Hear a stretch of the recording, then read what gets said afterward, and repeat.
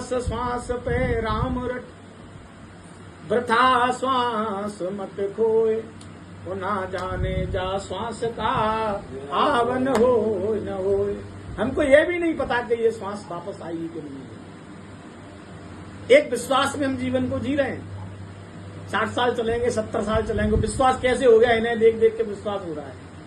कहे जे 70 तक पहुंच गए तो हम 60 तक तो पहुंचे हैं, अनुमान लगा लिया ना। लेकिन सर्टिफिकेट ना इनके पास है ना हमारे पास है। ये केवल एक विश्वास है हमारा।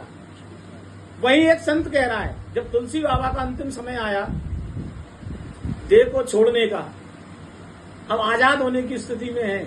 देह में भी आजाद है लेकिन अब देह से मुक्त होना चाहते हैं। मैं इसलिए बार बार उनको याद कर रहा हूं, मेरी स्मृति में दिया है। तो तुलसी बाबा का जब अंतिम समय आया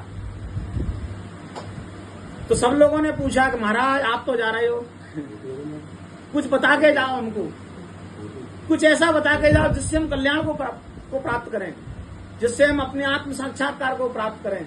तुलसी बाबा कह रहे हैं भैया मैंने इतना सब कुछ कह दिया कि आप किसी भी ग्रंथ के किसी भी एक पैराग्राफ को पढ़ के अपने जीवन में उतारने के बाद उस परमपिता परमात्मा को प्राप्त कर सकते हैं। लेकिन फिर भी आप लोग मेरे पीछे लगे हो। तो संत जानता है कितने साधक हैं और कितने ठलुआ हैं। भीड़ तो बहुत बैठती है, साधक गिनती के होते हैं।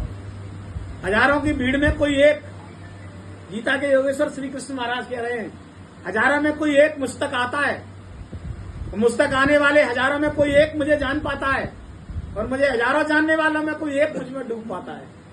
जो मुझ में डूबता है वो मैं हो जाता है या मेरे जैसा होता है, क्योंकि ज्ञान स्वरूप में उसके हृदय में विराजमान हो जाता हूं। और उस ऐसे ज्ञानी पुरुष के श्री चरणों में बैठ के निस्वार्थ भाव से, निष्कपट भाव से प्रश्न करना चाहिए। वे तुम्हें ज्ञान का उपदेश करेंगे जिससे तुम परम कल्याण को प्राप्त होगे।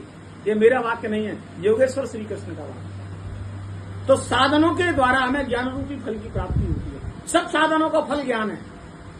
आप कोई भी साधन कर लो, सारे साधनों का फल ज्ञान है, और ज्ञान नहीं तो सारे साधन कचरा। दुनिया का कोई भी आप साधन कर लो, जब तक ज्ञान का अर्जन नहीं होता, फल के रूप में ज्ञान की ही प्राप्ति होती है। ऐसा मेरा कथन नहीं है, ये कथन योगेश्वर श्री कृष्ण का है। बोले सर्व तमाम यज्ञों को करने के बाद जो प्राणी मुक्त होकर ज्ञान स्वरूप स्थिति में अवस्थित हो जाता है, हे अर्जुन वो और मैं एक हैं, वो मेरा ही स्वरूप है। क्योंकि ज्ञान भगवान का ही रूप है, ज्ञान ईश्वर का ही रूप है।